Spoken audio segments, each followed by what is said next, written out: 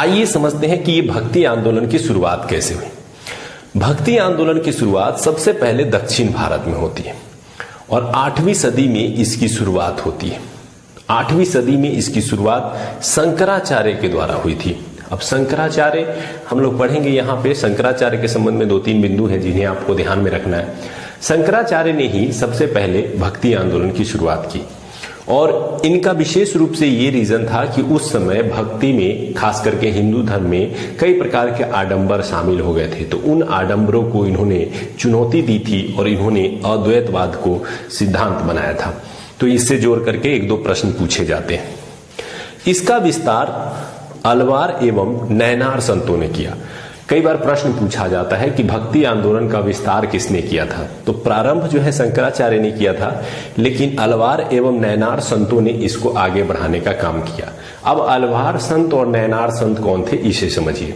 अलवार जो विष्णु की पूजा करते थे या विष्णु के विभिन्न रूपों की पूजा करते थे, वो अलवार संत कहलाए, और जो शिव या शिव के रूपों की पूजा करते थे वो नैनार संत कहलाए। इसको याद रखने का बहुत आसान तरीका है कि शिव जी के 3 नयन थे, तो इस तरह से नैनार जो है वो शिव से संबंधित है और अलवार जो है वो विष्णु से संबंधित माने जाते हैं। तो इस तरह से आप ये दोनों पॉइंट याद रख सकते हैं।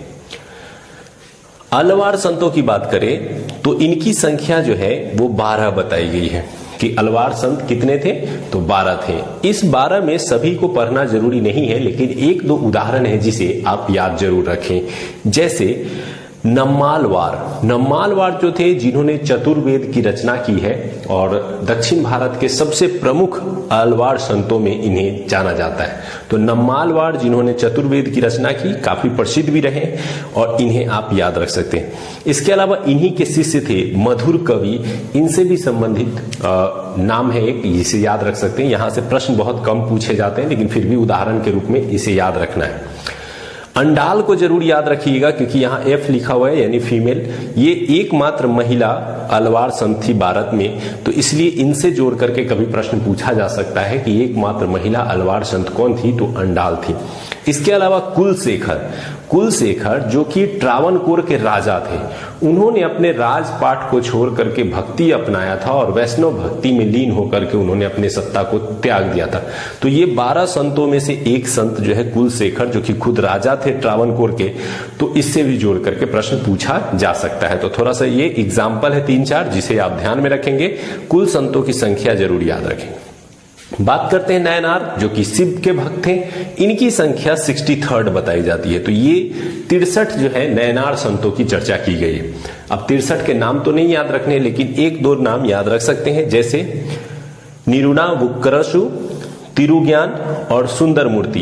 ये कई ऐसे व्यक्ति थे जिन्होंने नैनार भक्ति को आगे बढ़ाने का काम किया था। हालांकि सबसे बड़े संस्थापक के रूप में शंकराचार्य खुद भी शंकर की भक्ति से अर्थात शिव की भक्ति से संबंधित थे।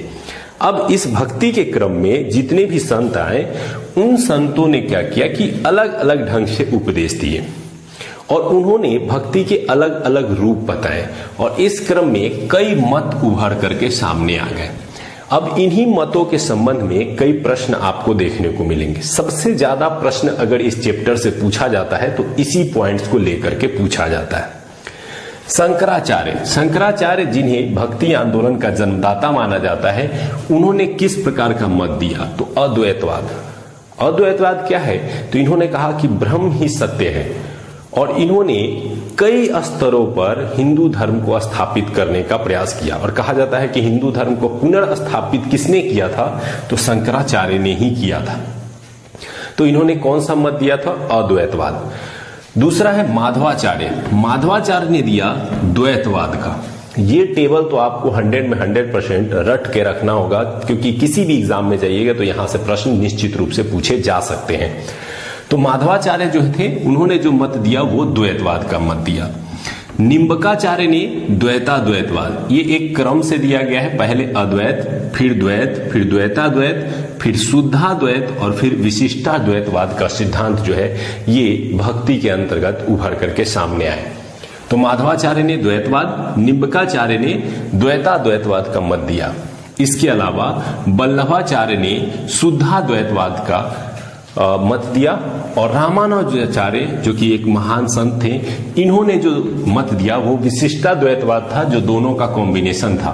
द्वैतवाद और अद्वैतवाद के मिश्रण से मिल करके बना था विशिष्टाद्वैतवाद। तो इस तरह से आप इसमें विभिन्न प्रवर्तक अर्थात संत और उनके द्वारा दिए गए मत को एक टेबल के रूप में लिख करके निश्चित रूप से याद रखेंगे।